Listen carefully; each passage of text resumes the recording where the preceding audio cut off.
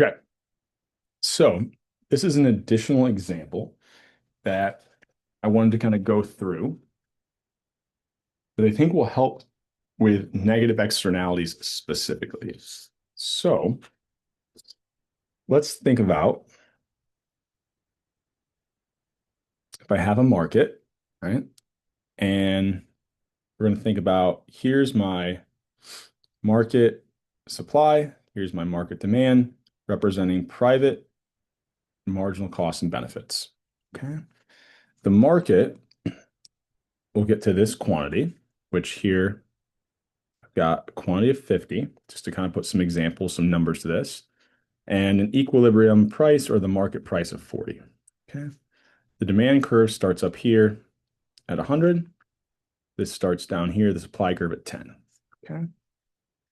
So if I have a negative externality, what we can think about first is before we even dive into the externality, what is producer and consumer surplus in this market?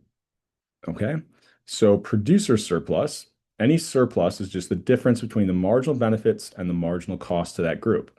So for them, producers, the marginal benefit is the price, and the marginal cost is represented by the supply curve. So here is our producer surplus. Right? So if we're thinking about kind of calculating this, producer surplus would be what? 40 minus 10 times, oh, and here, let's erase this. This is going to be a quantity of 60. Just so my numbers kind of line up. So we've got, oh, let's make this easier to see. So this is, I'm trying to use an iPad. I'm trying to get into the, um, current decade here. So here would be my producer surplus, the area of that triangle. So 30 times 60 times a half should give me producer surplus of 900. Okay. If I wanted to look at consumer surplus, that's the area below demand, but above that price, right? So there, my consumer surplus was the area of that triangle. So if I do this math, I should get 1800. So if I want to think about total surplus to those involved in the market is simply producer plus consumer surplus or 900 plus 1800. Okay. So that's kind of where I start out, right? Now, if I have a negative externality in this market, if I was overlaying that, I could draw it out separately. In fact, I'll kind of draw it out separately and then identify where it would be in the other graph. Okay. So here I've got kind of the same setup, looking at supply, demand, but now I'm thinking about if I have a negative externality, there's this additional cost to society. So we said the marginal social cost was higher. What was the total value? Oh, or what's kind of the total cost or value to society from the fact that this negative externality exists? Well, we know the market is going to choose the quantity where supply is equal to demand. So if they do that, right, what's the total cost to our society here? Well, every unit, there is an external cost per unit. If we then multiply that by the quantity we see in that market, that should give us our total cost. So here, I'd be thinking about it would be this entire area. Okay. Now, if I go back up, right, and I put that just on the same graph as I had before, let's say my marginal social cost starts out here at 25. We then kind of had this quantity here, which won't help us right now. But we said if there's no positive externalities, the social benefit is just whatever the benefits are. And the social cost, because of that negative externality, is higher. In fact, how much higher is this marginal cost curve? The value of that external cost. So one easy way to see that is if I look at these intercepts, what's that difference between supply? And we said we could think of this as society's supply curve. So that difference was 15. So For every unit the market produces, we have the total cost to society. So we can kind of think about it down here. This would be what? 15 times 60 or 900. So when I'm thinking about the total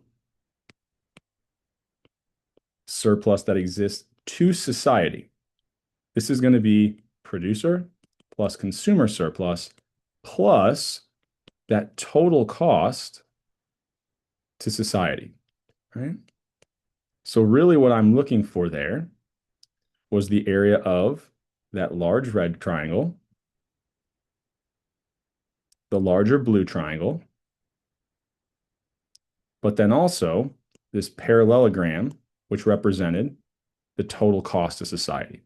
So if I added these up, I had what?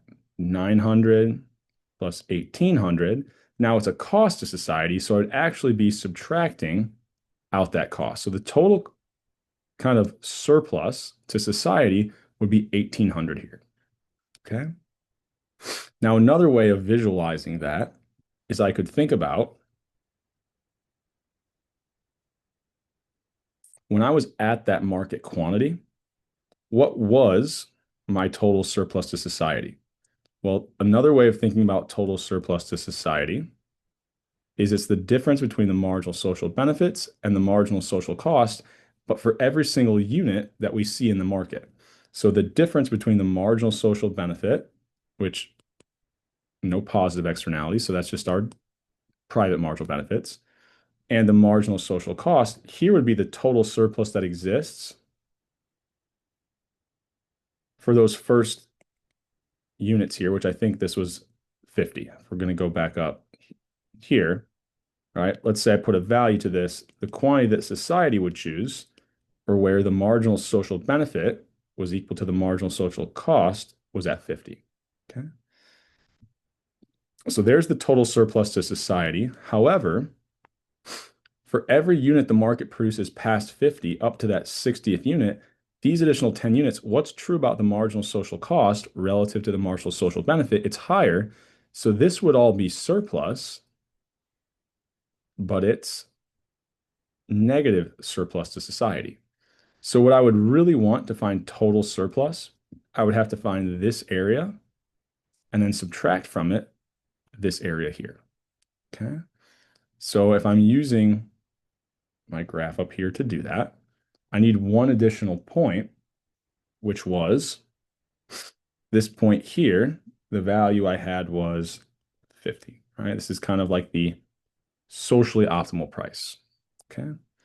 So if I go ahead and I calculate this triangle, right, or the total surplus to society, it would be this triangle here, which is what? 100 minus 25 times 50 times 1/2, right? So if I do that, I get 1875. Okay. So this would be the total surplus that exists for society if we were at the socially optimal quantity. Okay. Now I have to also factor in, oh yeah, there was this additional dead weight loss that existed, or this additional negative surplus. What's the kind of area of that triangle? Well, even if I didn't give you this value, you know that the value of the external cost was 15. So this value should be, well, if going from 40 up here, this would be 55. Right? So the area of this triangle here would be what? 55 minus 40 times, what's that base? It's the difference between 60 and 50. And then it's a triangle, so times a half. So 10 times 15 times a half, this value should be 75. So if the market was at that socially efficient quantity, total surplus to society is 1875.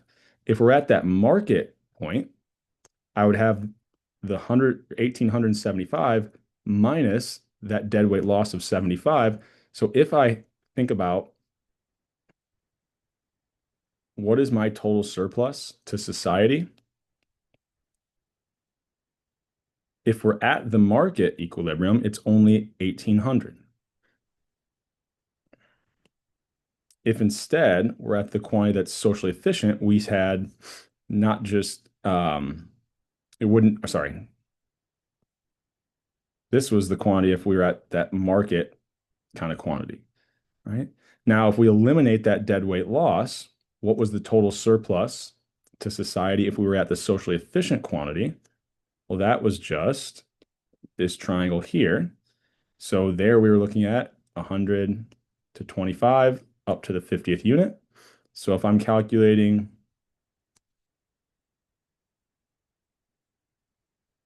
bear with me, total surplus, but at the socially efficient quantity,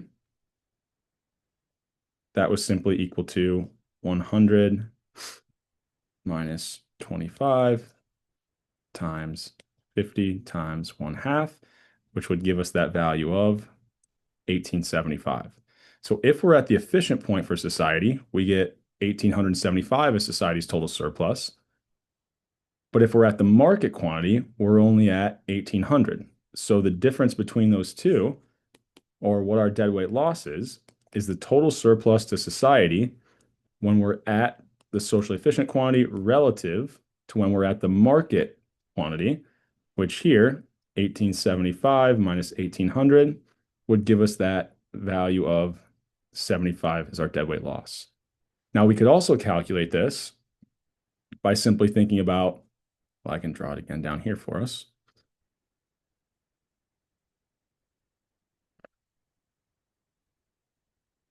So here's the quantity the market was at. Here's the quantity society wanted. The overproduction caused the loss or caused negative surplus for every value here. So the area of this triangle should be our deadweight loss. If we go back up to our values, I've got 55 to 40, going from 50 to 60. So the area of that triangle would be, or if I was calculating deadweight loss, simply thinking about it as the surplus or the negative surplus existing from the overproduction of that good by the market, I would have what? Now I already forgot what the values were. So let's go back up here. So 55 to 40, there we go. So 55 to 40, for all of those 10 units we were overproducing by, and it's the area of a triangle, so times 1/2. So if I work this math out, sure enough, what do I get? That same deadweight loss of 75. Okay. So when we're thinking about the total surplus to society, right, that's just the difference between society's marginal benefits and society's marginal costs. Another way of thinking about it is it would be the total cost to society plus the total benefits to the people involved in that market. But either way, we should be getting kind of that same value of 1800 if we're at the market quantity. And then relative to when we're at the socially efficient quantity, we're getting a slightly higher total surplus for society.